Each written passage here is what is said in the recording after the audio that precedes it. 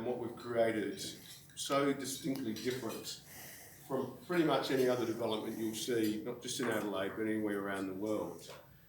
As an organisation, we've been around in Adelaide, operating for almost 120 years. We've always had a presence on this site, a different presence, but we've always, throughout the history, had a presence on this site. What's that behind our belief as an organisation? We're a social services organisation with about 1,000 staff and lots of sites all over South Australia. But the one thing that unified what we do is a fundamental belief in the power of community. The power of being able to connect people in ways that are positive and that are empowering and are supportive. And that's what we set out to do here. We could have done something that was just a commercial development. There's times when I have to say that I look back and thought that would have been an easier journey. But what we set out to do was to actually build a community on this site. A community that was going to be inclusive, a community that was going to be diverse, and I can tell you enormously diverse, a community that was actually going to be able to support itself in many different ways and connect with the community around us here in this precinct, the market precinct, in the CBD of Adelaide. And so what we've done is develop a building that has at least 8 quite distinct but integrated functions. On the top floors, we've got accommodation. We've got 5 floors, 41 units that are retirement living units. Below that, we've got specialist disability accommodation. Accommodation that's been developed for the first time, particularly in South Australia, certainly anywhere in a CBD environment, that will actually enable people living with quite significant and profound mobility disabilities to be able to live independently in the city. We've got 2 floors that are effectively a hotel. One of the reasons is the numbers building 24/7. The hotels is once again a focus on people living with disabilities and mobility issues, trying to actually ensure that there is appropriate accommodation, accessible accommodation. We've got commercial offerings in this building. Next year we'll have a major law firm, Finlerson's, move into this building and take up 2 commercial floors in this building. So they'll become part of the new city community. We've got several floors that actually accommodate Uniting Communities head office functions. And we've got a whole mix of social services that operate down on the first couple of floors, or on this floor and the next floor, at the back of this building.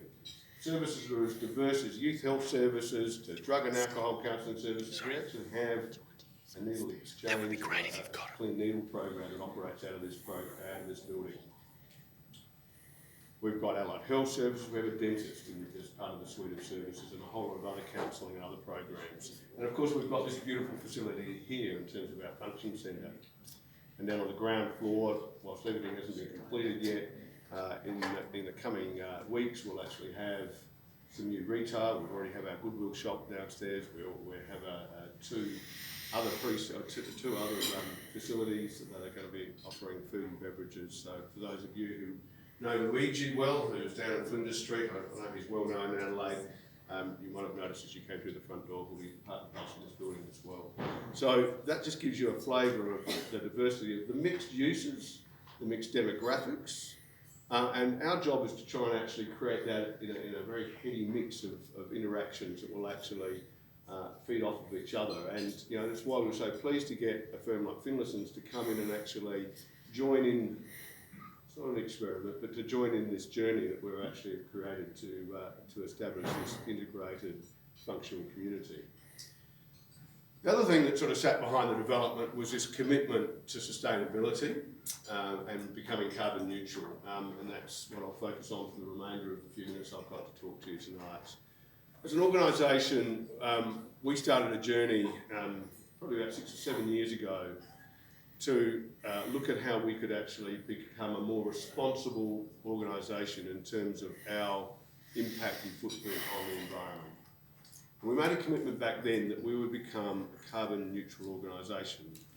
Now, there was a really interesting discussion in the organisation. We had some champions of this on our board at the time. We had some champions within the organisation at staff from a number of levels. Thank you. We have one of them, Lee, here tonight, who has actually been right through that journey, and other staff here too. But Lee was one of the real champions of really challenging us as an organisation to look at how we could start to drive down our carbon emissions in the organisation. And we set ourselves a pretty ambitious target to become a carbon neutral organisation. We did that achieved that ambition just about 2 years ago.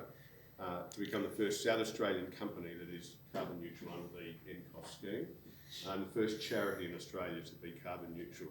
And we're very proud of that. And in fact, we're so proud we keep on talking about all of our achievements, and I won't go through those on this page here. We don't do it because of achievements, but we did it because we had a deep commitment, a really deep commitment to ensure that we could be a responsible organisation, not just in terms of our social service delivery. That's been part and parcel of what we've done for almost 120 years. It's our heart and soul, and it's why we exist.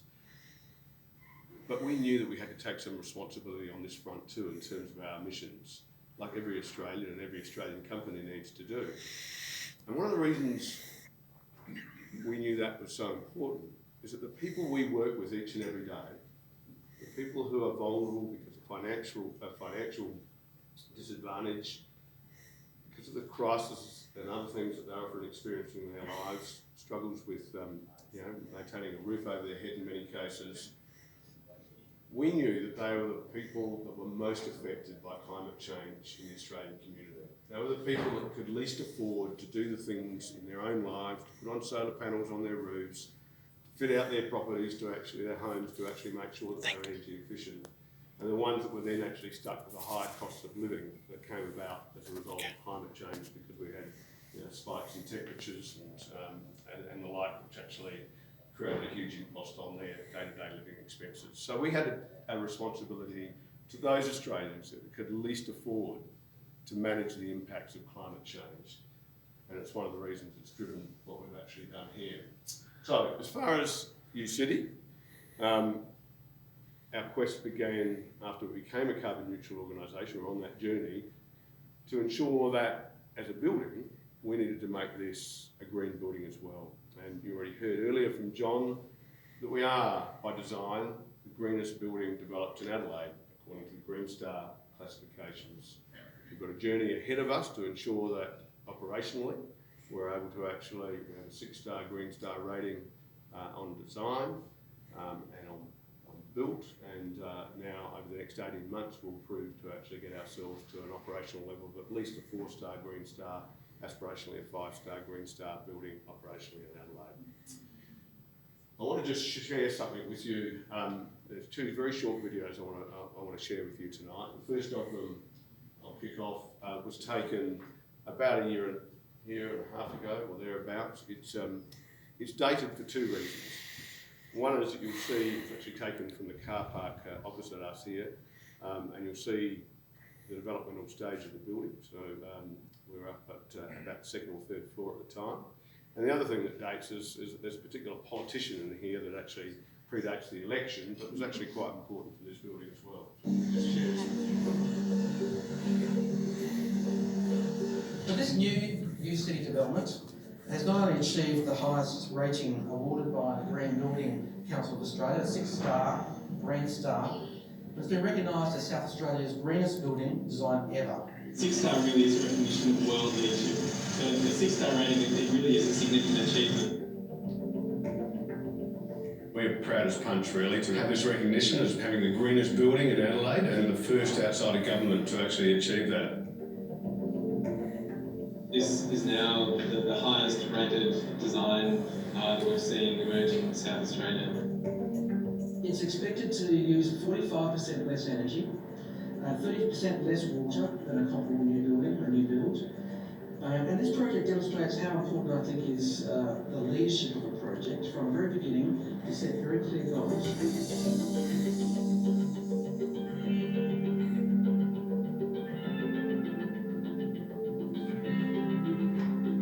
So you get a sense of a snapshot of some of the sort of key metrics that have driven the design of this building and the construction of this building.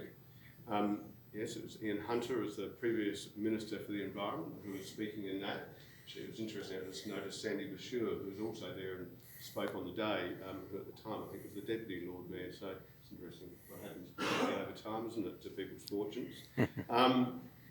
There are some of those metrics that were mentioned in that video. As I said, on your tables you'll see some further detail about the things that we did, and we really had to challenge ourselves on a number of fronts. We had to challenge our architects, our consultants, and our builders. Gary's smiling because some of those challenges, remain today. We have to hold all of them to account now, and ourselves to account in terms of the way this building operates to actually achieve the aspiration of a Green Star 4 and hopefully 5 in terms of its operations going forward. But a lot of work was done in terms of the design, in terms of the building materials that we used, but it was even before we started building this. I think 95% of all the materials that that were part and parcel of the previous buildings that were on this site, so as part of the demolition, were able to be recycled. And all of that counted in terms of our Green Star rating, and all of that matters, of course. So it's not just in the design of this building, it started even well before that. But the way that we've actually got the facade developed, the way we were able to use fresh air in the building, the way we've done it's all right, I've got the wind up, the way we've been able to do the air conditioning, all of those sort of elements have played into this. I'm going to leave you just with a very brief video clip that I think actually demonstrates why this matters, not just to us. This is one of our residents that's actually moved into the building in about the last 3 or 4 weeks in our retirement villages, just talking about why UCity and the greenness of UCity matters to them. There were a number of things that appealed to us. I guess when my wife Pam and I were looking around, there were several criteria we set for ourselves. Location was important, and there were the other things. The Green Star accreditation, that really did do the job for us. There you go.